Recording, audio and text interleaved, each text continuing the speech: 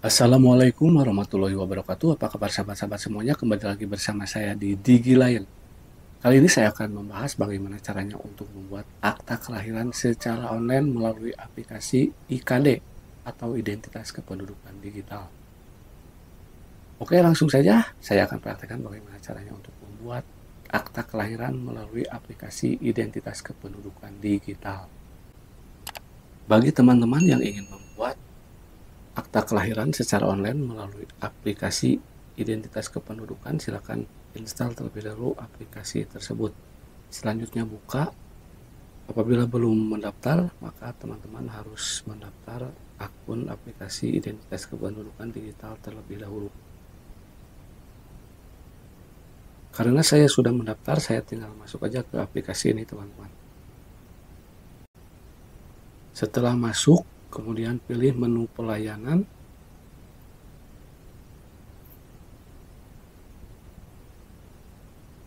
Nah, inilah menu pelayanan yang terdapat dalam aplikasi Identitas Kependudukan Digital.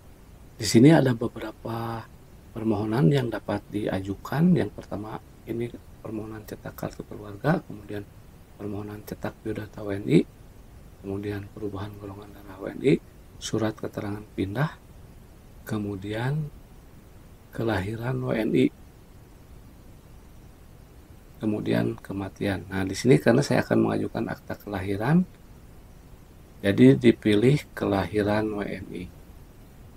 Selanjutnya pilih ajukan ya, teman-teman. Selanjutnya pilih biodata bayi. Nah, di sini data bayi harus sudah memiliki nomor NIK ya, atau sudah terdaftar di dalam KK. Jadi sebelum mengajukan permohonan akta kelahiran, terlebih dahulu dibuatkan kartu keluarga yang baru yang sudah tercantum anak yang baru dilahirkan tersebut. Nah, selanjutnya pilih jenis kelamin, selanjutnya tempat dilahirkan, misalnya di rumah sakit, kemudian tempat kelahiran, tanggal lahir, kemudian jenis kelahiran, di sini tunggal apa kembar. Nah, di sini silakan diisikan, kemudian kelahiran ke berapa atau anak yang keberapa. Selanjutnya berat bayi, panjang bayi, kemudian nomor kakak, kepala keluarga, dan ini diisi semua secara lengkap.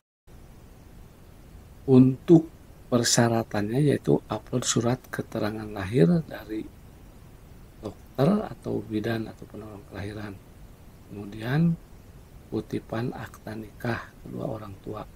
Nah, ini harus dilampirkan sebagai persyaratan pengajuan akta kelahiran. Nah, di sini ada SPTJM kebenaran data kelahiran atau SPTJM kebenaran sebagai suami istri. Nah, data ini sebenarnya sama-sama ini ya, teman-teman. Apabila yang dua ini bisa dipenuhi, yang ini tidak perlu diisi. Kemudian masukkan SAPTA, selanjutnya pilih ajukan. Setelah selesai mengisi dan memilih ajukan, kita dapat memantau pengajuan melalui pemantauan pelayanan ya, teman-teman. Di sini menu pemantauan pelayanan.